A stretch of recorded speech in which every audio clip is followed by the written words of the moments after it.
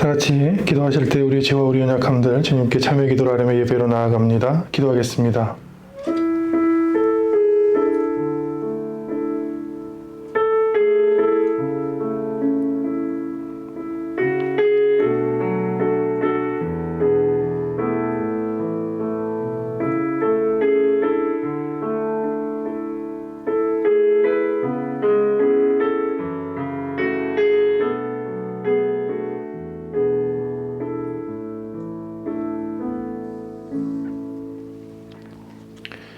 그리스도 예수 안에 있는 자에게는 결코 정죄함이 없나니 이는 그리스도 예수 안에 있는 생명의 성령의 법이 죄와 사망의 법에서 너를 해방하였음이라. 아멘. 사도신경으로 우리의 신앙을 함께 고백합니다. 나는 전능하신 아버지 하나님 천지의 창조주를 믿습니다. 나는 그의 유일하신 아들 우리 주 예수 그리스도를 믿습니다. 그는 성령으로 잉태되어 동정녀 마리아에게서 나시고 본디오 빌라도에게 고난을 받아 십자가에 못 박혀 죽으시고 장사된 지 사흘 만에 죽은 자 가운데서 다시 살아나셨으며 하늘에 오르시어 전능하신 아버지 하나님 우편에 앉아 계시다가 거기로부터 살아있는 자와 죽은 자를 심판하러 오십니다. 나는 성령을 믿으며 거룩한 공교회와 성도의 교제와 죄를 용서받는 것과 몸의 부활과 영생을 믿습니다. 아멘. 오늘 우리에게 주신 하나님의 말씀은 신약성경 사도행전 1장 1절로 26절 말씀입니다.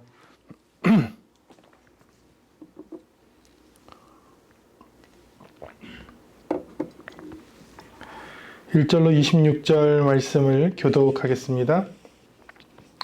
데오빌로여, 내가 먼저 쓴 글에는 무릇 예수께서 행하시며 가르치시기를 시작하신부터 그가 택하신 사도들에게 성령으로 명하시고 승천하신 날까지 이를 기록하였노라. 그가 고난받으신 후에 또한 그들에게 확실한 많은 증거로 친히 살아계심을 나타내사 40일 동안 그들에게 보이시며 하나님 나라 일을 말씀하시니라. 사도와 함께 모이사 그들에게 본부하여 이르시되 예루살렘을 떠나지 말고 내게서 들은 바 아버지께서 약속하신 것을 기다리라. 요한은 물로 세례를 베풀었으나 너희는 몇 날이 못되어 성령으로 세례를 받으리라 하셨느니라.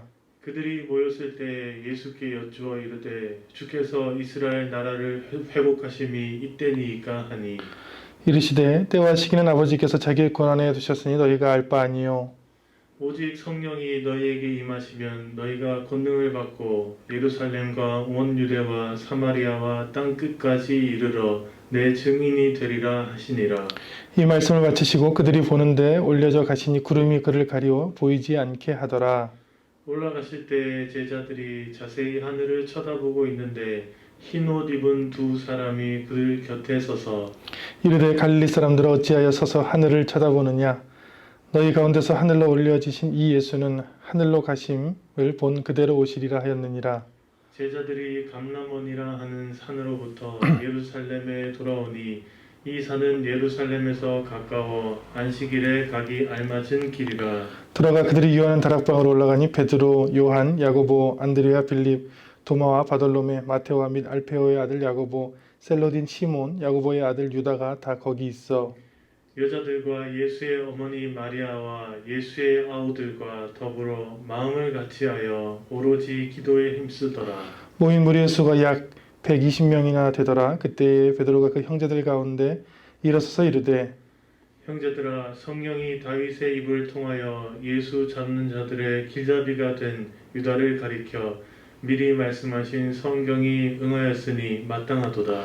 이 사람은 본래 우리 수 가운데 참여하여 이 직무의 한 부분을 맡았던 자라. 이 사람이 구리의 삭수로 밭을 사고 후에 몸이 곰두박실하여 배가 터져 창자가 다 흘러 나온지라.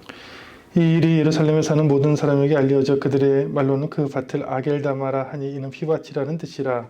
시편에 기록하였으되 그의 거처를 황폐하게 하시며 거기 거하는 자가 없게 하소서 하였고 또 일렀으되 그의 직분을 타인이 취하게 하소서 하였도다.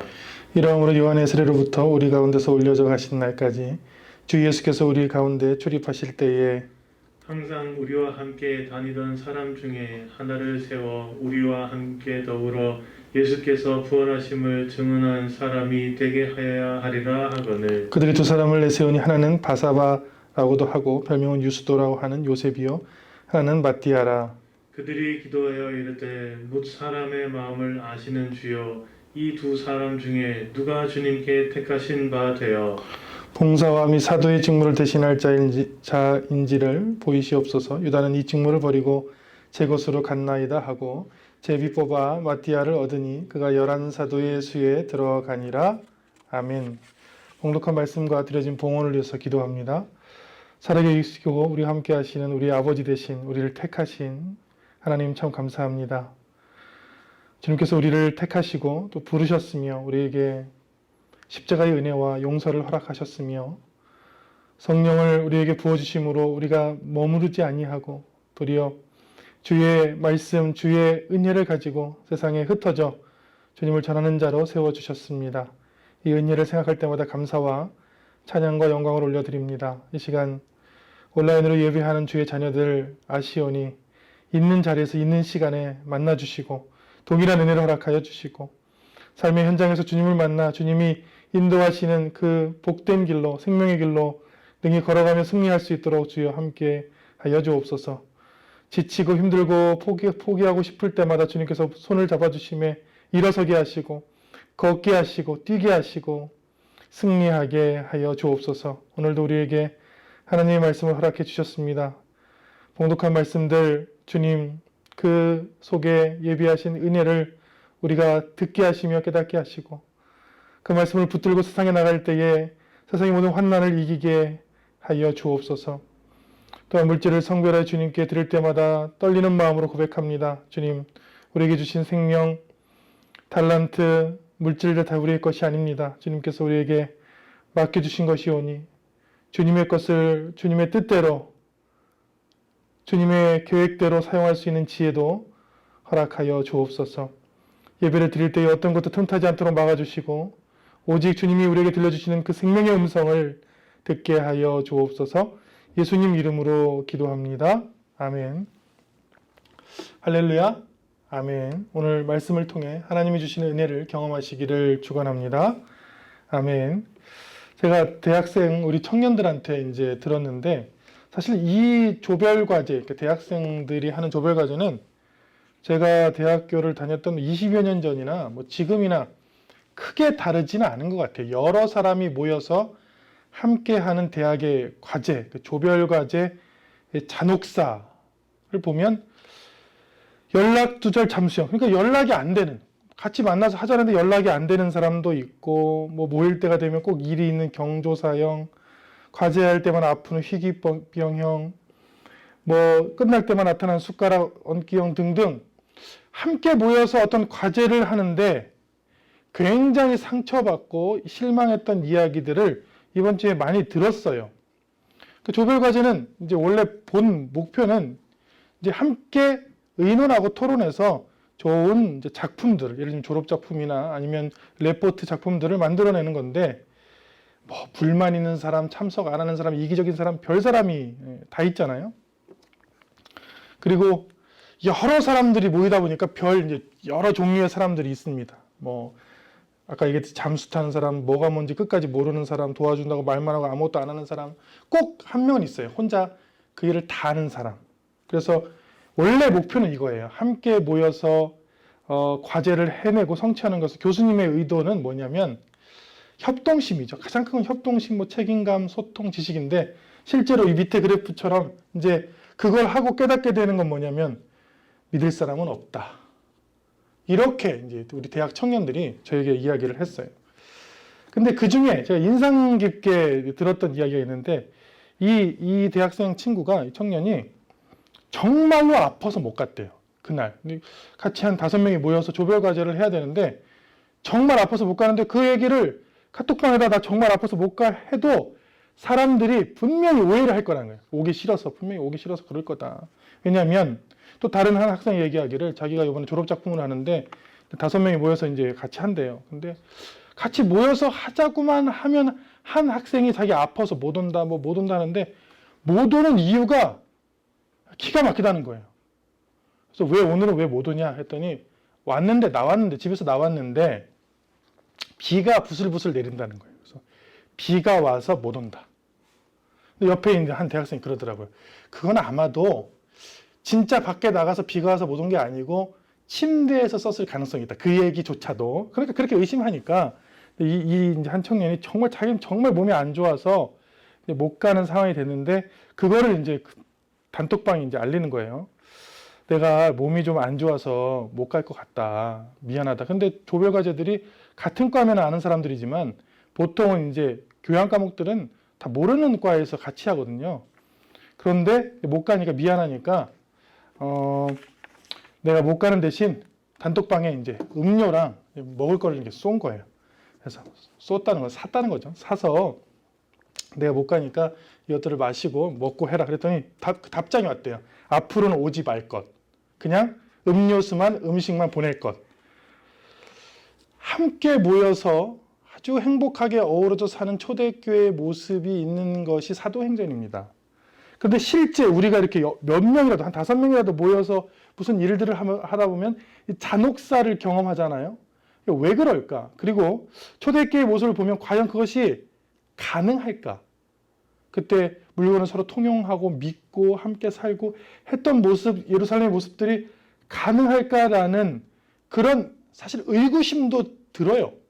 그런데 사도행전의 말씀을 우리에게 주신 것은 사실은 사도행전의 삶을 살라고 주신 것입니다. 우리가 사도행전의 성경을 읽는 것은 그냥 단지 역사를 읽는 것이 아닙니다. 아니면 사도들의 역사를 공부하려고 하는 것도 아니죠. 우리가 사도행전의 말씀을 읽고 이 설교를 듣고 말씀을 묵상하고 말씀을 따르는 단 한 가지 이유가 있어요. 그것은 우리도 사도행전의 삶을 살려고 하는 거예요. 이 삶의 한 부분이라도 아니면 그 삶을 살려고 노력하는 것이죠. 사도행전의 삶을 살지 아니하면 이 말씀은 사실 의미가 없는 것이죠. 근데 말씀드렸듯이 사도행전의 삶이라는 게 굉장합니다. 사도행전 2장 44절에 보면 믿는 사람들이 다 함께 있어 서로 모든 물건을 서로 통용하고 이때는 이게 가능했던 것 같아요. 성령을 받았을 당시에. 근데 이게 지금 사유재산이라는 게 있는데 자본주의인데 이게 가능할까? 근데 이렇게 하려고 노력하는 것이 공동체죠. 이 삶을 살려고 노력하는 것. 그리고 사도행전에 보면 사람들이 성령을 받습니다. 그래서 모든 걷는 길에 말씀을 따라 걷고 막 성령 충만한 삶을 살아요. 그런데 모든 교회 다니는 사람들이 다 이런 삶을 사느냐? 그러진 않죠. 그럴 수도 없고요. 왜냐하면 성령을 받았지만 세상은 세상이다. 이런 얘기가 있어요. 성령을 받았어요.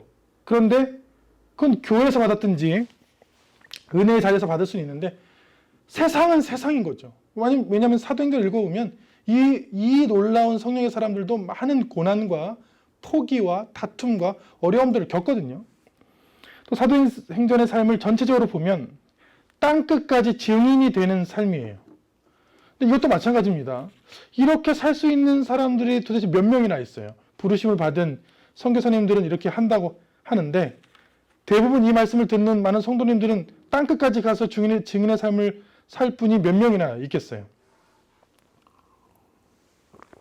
그래서 고민을 했습니다. 사도행전의 삶을 살긴 살아야 되는데 오늘 이 1장의 말씀은 도대체 우리에게 실제적으로는 무엇을 말씀해 주는 말씀일까? 이렇게 살아야 된다는 건 알겠어요.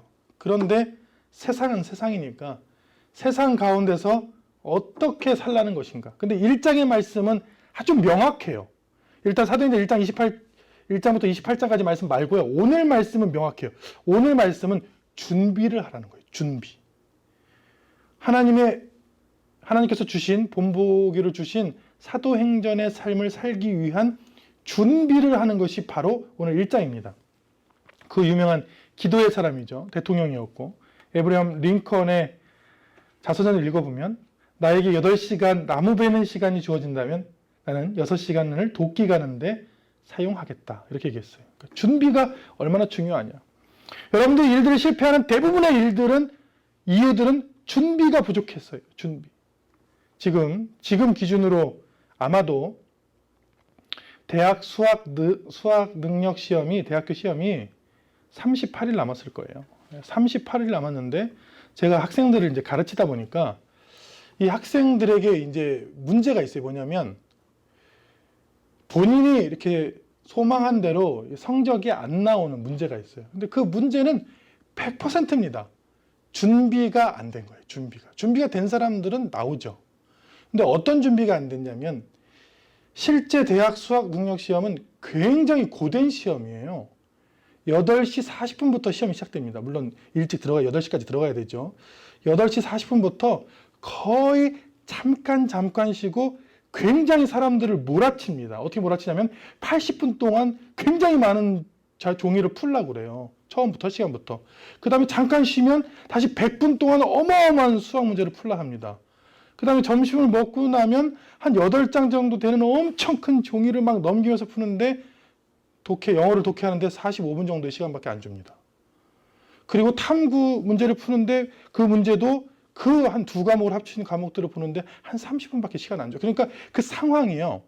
그 상황에 맞춰서 고도로 문제를 풀어내야 되고 그 문제도 한 과목만 풀면 안 돼요. 6과목을 연이어서, 그러니까 운동으로 얘기하면 6스포츠를, 예를 들면 트라이애슬론이라든지 근대 5종처럼 여러 개 스포츠를 쉬지 않고 계속해서 집중해서 할 수 있는 준비가 안 되면 사실은 여기서 편안히 공부해도 실제로 가서는 망치는 경우가 굉장히 많이 있습니다. 그게 뭐냐면 다 실제적 준비를 못한 거예요. 그 현실을 모르고 준비를 못한 거죠. 그러니까 링컨이 얘기하잖아요. 나한테 8시간이 있다면 아무 8시간 동안 도끼질해서 무엇했는가, 이 도구가 이 툴이 안 좋으면 아무 의미가 없잖아요. 6시간 동안 도끼를 가는데 사용하겠다. 준비를 하겠다. 즉 신앙도 준비가 필요해요. 이 사도행전의 어마어마한 복음이 퍼지는 역사 이야기 그 1장에 이 복음이 전 세계로 퍼져나가는 그 근간, 그 토대, 그 준비의 말씀이 있습니다. 그 말씀의 첫 번째는 이거예요. 택하신 사도들에게 명령하신 그리고 승천하신 날까지 일들을 기록했다. 그러니까 이 성경은 삶의 기록이라는 거예요. 그 기록이 뭐냐? 이 3절에 고난이고 살아계셨다는 증거고 살아계심이고 하나님 나라 일을 말씀하신. 그러니까 지금 요 두 절에 뭐가 들어있냐면 누가복음과 사도행전이 다 들어있고 여러분들이 지금 읽고 있는 사도행전은 어떻게 얘기하면 책을 반으로 자른 것입니다. 책을 자르는 것을 굉장히 싫어하는 분들이 있어요. 책에 이렇게 크게 낙서하거나 책을 훼손하는 것을 싫어하는 분들이 있는데 사실 누가복음과 사도행전은 하나의 책이었어요. 하나의 두루마리였는데 훗날 사람들이 임의로 잘랐습니다. 어떻게 잘랐냐면 누가복음 24장 부분에서 그냥 잘라가지고 그 복음서에 갖다 놓고 이거는 여기서부터 28장까지는 역사 이야기로 요한복음 다음에 넣었어요. 그러니까 어떻게 되냐면 책이 두 갈래로 딱 잘라지고 그 사이 요한복음이 낀 거예요. 그러니까 이 전체 복음서와 사도행전 끝까지 전체를 두 줄로 요약해 놓은 거예요. 예수님의 이야기가 뭐냐? 택하신 자들을 불러서 교육시키고 그 삶을 기록하고 그리고 그들에게 십자가의 증거를 보여주시고 부활의 증거를 보여주시고 하나님 나라의 일을 말씀들을 들려주신 사건, 그게 전체 성경이라는 거예요. 이 말씀이 없으면 성령 받고 예루살렘을 통해서 온 유다, 사마리아 땅끝까지 가는 것들은 소용이 없으며 그리고 이 말씀들이 없이 그냥 내가 신앙인이요 하고 사는 것도 별 의미가 없으며 어떻게는 이 준비가 되어 있지 않으면 내가 왜 사는지도 고민하는 신앙인인데 내가 왜 살고 나는 어디쯤 살고 있고 나는 어디로 가는지도 모르는 가장 근본적인 나무를 베기 위해서 도끼를 가는 정도의 그 준비적인 말씀들이 적혀 있는데 그 중에 가장 중요한 게 택하심을 받은 자예요. 신앙이라는 것은 택하심을 받은 자들의 이야기입니다. 택하심을 받았다고 생각하지 않는, 예수 고백하지 않는, 인정하지 않으면 이 말씀은 더 이상 여러분들에게 의미가 없어져요. 왜냐하면 이 성경이라는 것은 택하신 사람들을 부르셔서 그들에게 주신 말씀들이고 그들에게 맡겨준 거예요. 땅끝까지 가서 이 말씀, 맡겨준 말씀들을 전하라고. 그러니까 가장 중요한 신앙의 시작은 택하심을 받은 자입니다. 저는 하나님께 저를 택하신 게 감사하고 저는 택하심을 받은 자입니다.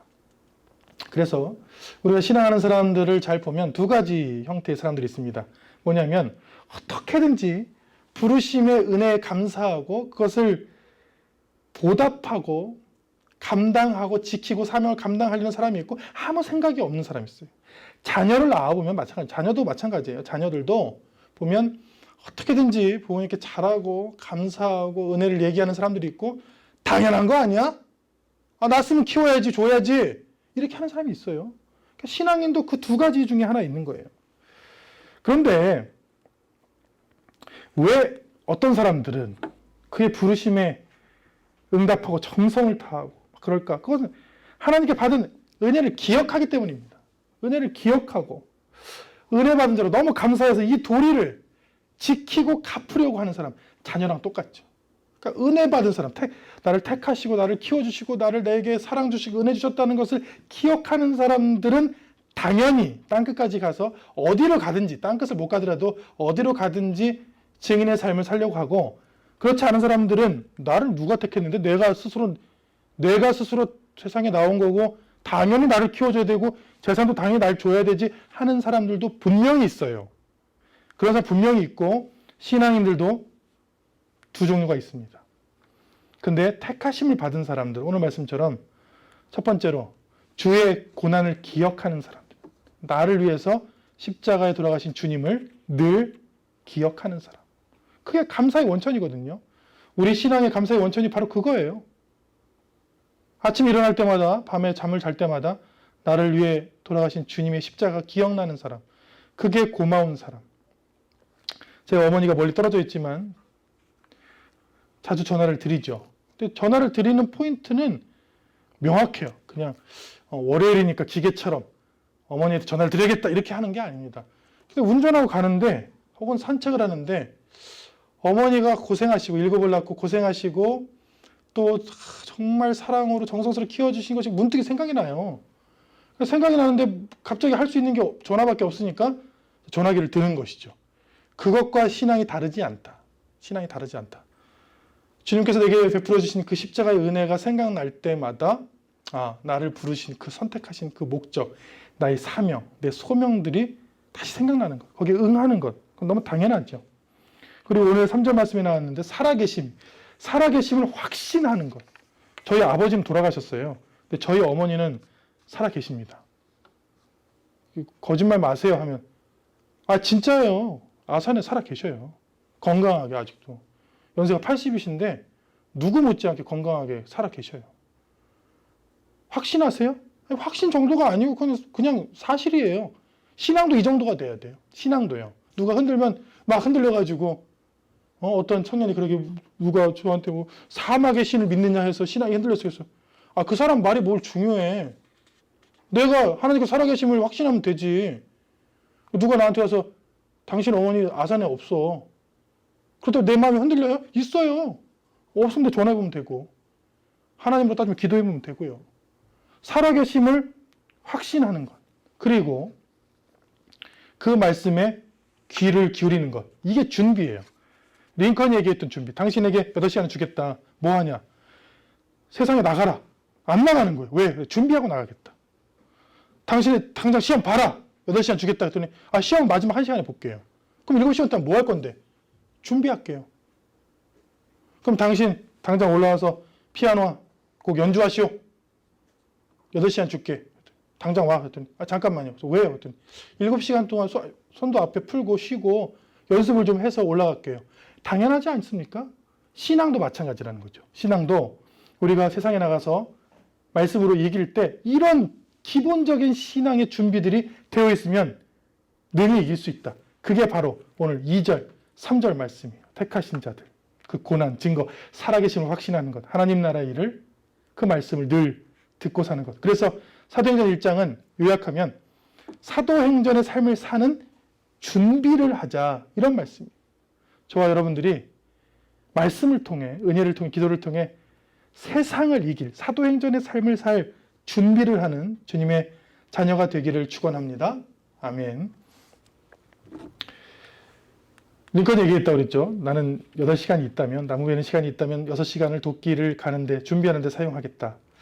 어떤 준비를 해야 되는가? 이런 준비를 또 얘기해요. 4절에 보면 사도와 함께 모이사. 일단은 말씀을 전하는 사도와 함께 모이는 것으로 교회가 시작됐습니다. 이게 초대교회의 모습인데 초대교회가 말씀을 전하는 사도와 함께 모이는 것으로 교회가 시작돼요. 이 함께 모이자는 교회에서 초대교회에서 그리고 교회에서 가장 중요한 신앙의 행위, 준비 중에 하나입니다. 이거는 뭘 얘기하냐면 시너지를 얘기해요. 시너지라는 것은 한 사람과 한 사람이 모였을 때 둘이 되는 게 아니고 3개 이상의 폭발적인 에너지가 있다. 그리고 시너지가 성경에 나오는 단어입니다. 신, 아르고, 함께 일한다는 뜻이에요. 시너지, 이 시너지 자체가 성경에 나오는 헬라어 단어 중에 하나예요. 함께 있으면, 함께 일하면 굉장히 기쁘고 더 큰 일이 일어난다. 예를 들면 아기가 혼자 나뭇가지를 사부작사부작 하는 것보다 그 옆에 엄마가 와가지고 같이 사부작사부작 하면 막 깔깔깔거려. 혼자 놀 때보다. 왜냐하면 제가 3살짜리 둘째가 있어요. 둘째가 혼자 이렇게 놀 때랑 제가 개입해서 똑같은 행위를 같이 막 하잖아요. 어젯밤에도 막 깔깔깔대고 자지러지고 뒤로 넘어갔어요. 제가 보기에는 뭐 그거 아무것도 아니에요. 혼자 하던 일을 제가 그냥 같이 했을 뿐. 그런 일들이 성경에 일어나는데 가장 중요한 게 모이라는 거예요. 모이라. 사도와 함께 모였다. 전도서 4장 9절에는 이런 말씀이 나옵니다. 같이 있습니다. 2 사람이 한 사람보다 나음은 그들이 수고함으로 좋은 상을 얻을 것입니다. 성경은 거의 둘씩이에요. 2 사람이 한 사람보다 낫다. 창세기에는 아담을 지었는데 혼자 있는 것이 좋지 않아 보여서 돕는 배필을 하나님께서 만드셔서 함께 있는 모습을 참 좋아하셨다. 누가복음의 10장에는 70인을 이제 제자들을 파송해서 전도를 하는데 달리 70인을 세우사 친히 가시려는 각동 각처에 몇 명씩 보냈어요. 제가 빨간 글 찾았어요. 몇 명씩 보냈어요? 2명씩 보냈다. 혼자 가면 너무 두렵잖아요. 그러니까 이렇게 함께 모이는 것으로 성령 받을 준비를 합니다. 우리가 뻔히 알잖아요. 사도행전 1장, 말씀 2장, 사도행전 2장에서 성령이 강림하잖아요. 근데 그게 그냥 되는 게 아니에요. 준비 과정이 필요한데 그 신앙의 철저한 준비가 어디서 일어났느냐? 사도행전 1장, 오늘 말씀에서 일어났죠. 이 사도행전의 삶을 살기 위해서 준비 과정들을 아주 세세하게 언급하고 있습니다. 준비가 뭐냐면 예루살렘을 떠나지 말고 약속하신 것을 기다리라. 이게 2번째 준비예요. 말씀이 있는 사도들과 함께 모여서 뭐 하냐면 기도하면서 하나님께서 약속하신 것을 떠나지 말고 끝까지 기다리는 사람. 그러니까 사도행전의 신앙을 짧게 얘기해보면 약속하신 것을 기다리는 신앙이라고 할 수 있어요. 약속하신 것을 기다리는 신앙. 그럼 우리의 삶을 크게 보면 어떻게 얘기할 수 있느냐? 일평생 하나님의 말씀을 기다리는 거죠. 창세기 28장에 보면 야곱이란 사람이 베델에서 돌베개를 베고 잠을 자요. 그때 꿈에서 하나님을 만나는데 하나님께서 야곱에게 약속을 해줘요. 처음으로. 야곱이 처음으로 부모나 다른 사람의 힘을 빌어서 하나님을 만나지 아니하고 혼자 하나님을 만난 사건이에요. 이 창세기 28장 베델에 돌베개를 베고 자는 아마 우리가 알고 있는 굉장히 유명한 찬송가도 야곱이 돌베개에 베고자 갔습니다라는 가사가 있을 거예요. 아주 굉장히 유명하죠. 거기에 보면 하나님이 약속해 주시는 이 장면이 나와요. 이 장면. 꿈에서 이렇게 얘기해요. 하나님께서 내가 너와 함께 있어. 내가 어디로 가든지 너를 지키며 너를 이끌어 이 땅으로 제가 다시 넣었어요. 다시 돌아오게 할지라 내가 내게 허락한 것을 다 이루기까지 너를 떠나지 아니하리라. 꿈에. 28장 15절에. 그런데 이게 굉장히 오래 걸려요. 이게 그 야곱이 떠나서 다시 그 고향으로 돌아올 때까지가 일평생이 걸려요. 그런데 문제는 뭐냐? 이 야곱의 위대함이 뭐냐? 야곱이 나중에 이름이 이스라엘로 바뀌거든요. 이 사람이 자녀도 이스라엘 족속이에요. 이 이스라엘이 되는 이 일이 뭐냐? 이 사람이 끝까지 기다렸어요. 일평생 야곱은 어떤 어려움이 오든 뭐 환난이 오든 죽음의 목전에 다가오든 이 말씀 하나만 절대 난 죽지 않는다. 여기 돌아오기까지 하나님께서 함께 하신다는 말씀을 나한테 주셨어. 그때 꿈에. 그리고 그 말씀을 기다렸어요. 일평생. 여러분 아시겠지만 성경에 이 말씀이 그대로 이루어집니다. 이 말씀이요. 그대로. 아마도 우리도 이런 사람일 것입니다. 하나님께서 주신 말씀을 평생 기다리는 사람. 언제까지요? 약속하신 것이 이루어질 때까지. 그러니까 간단하죠. 준비. 은혜 받을 준비. 사도행전의 삶을 살 준비가 뭐냐? 주님 품을 떠나지 않고 기다리면 돼요. 기다리면. 우리가 주님의 품을 떠나지 않고 기다리는 것이 가장 중요한 성령 받을 수 있는 사도행전의 삶을 살 수 있는 준비이고 토대이죠. 저도 이렇게 살고 싶습니다. 사도행전의 삶을 살고 싶어요. 누구나 자기가 소망하는 삶이 있잖아요. 누구나 성공하고 싶어요. 시험을 잘 보고 싶어요. 사업에 성공.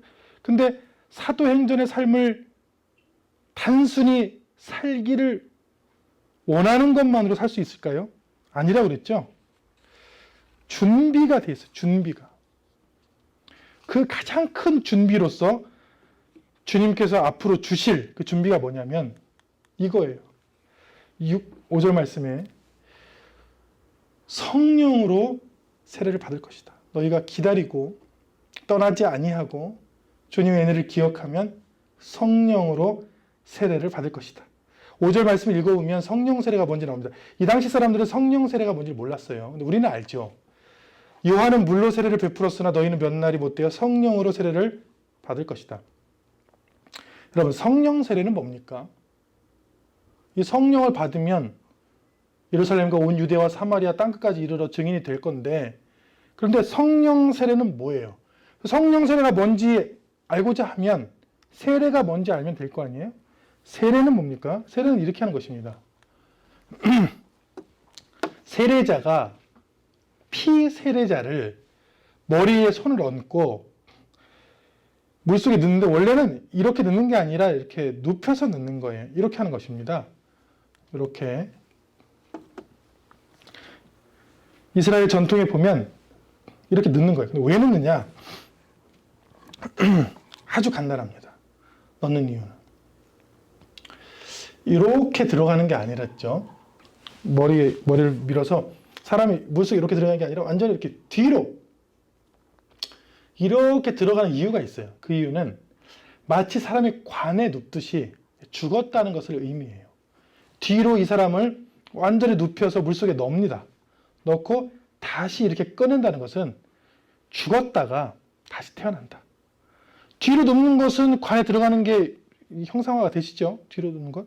근데 물속에서 다시 나오는 것은 뭐가 의미가 됩니까? 아이가 엄마의 양수에서 물에서 다시 세상으로 나오는 것을 의미하죠. 그러니까 세례라는 것은 죽었다가 다시 태어난다는 뜻입니다. 세례가. 그러면 성령 세례는 뭘까요? 1960년, 70년, 80년대에 한국에 강타했던 그 방언이라든지 성령의 은사, 성령의 그 성령 세례일까요? 그것도 성령 세례죠. 그런데 의미가 뭐냐?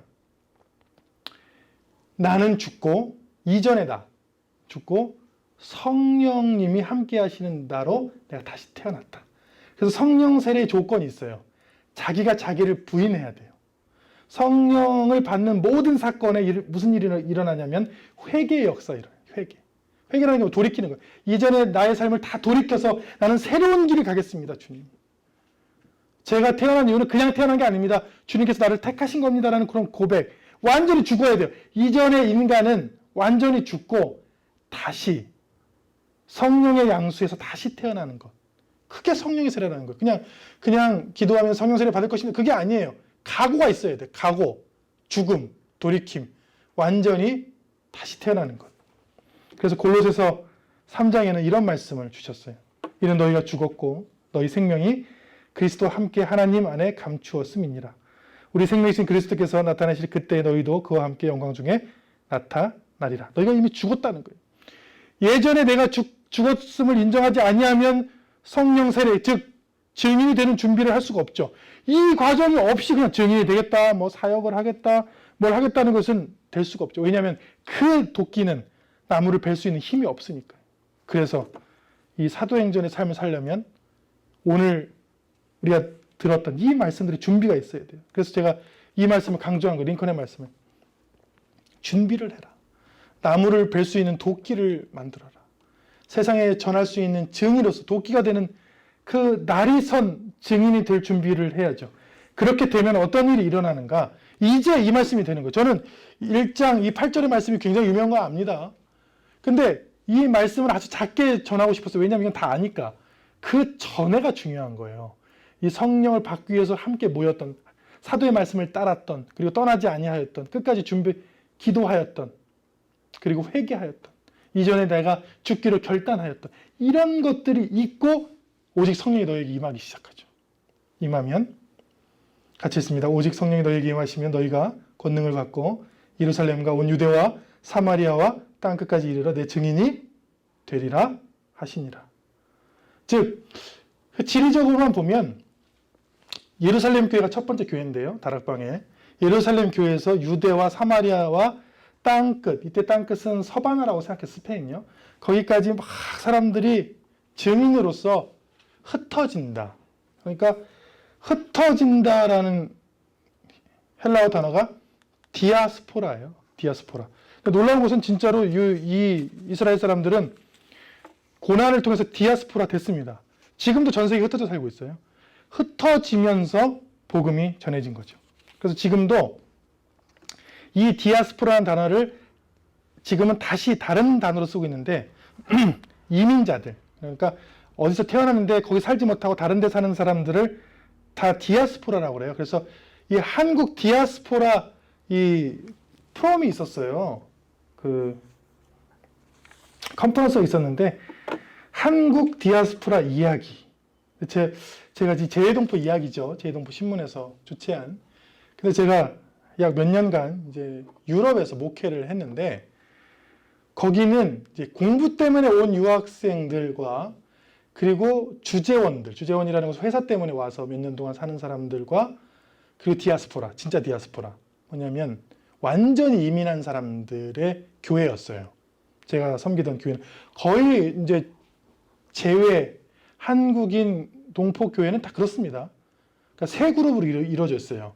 이민자들, 그리고 주재원, 회사 때문에 나온 사람들, 그리고 학교 때문에 공부하러 나온 사람들, 그리고 또 요즘에는 굉장히 다문화입니다. 가보면 한국 사람들이랑 결혼한 게 아니라 거기서 이란 사람이랑 결혼한 사람, 그리고 다문화 아이를 낳은 사람, 그리고 현지 독일 사람 결혼한 사람이 굉장히 많아요. 그러니까 그 공동체에 가면 한 여러 개의 나라, 문화, 인종들이 어우러져 있어요. 그러니까 그게 디아스포라예요.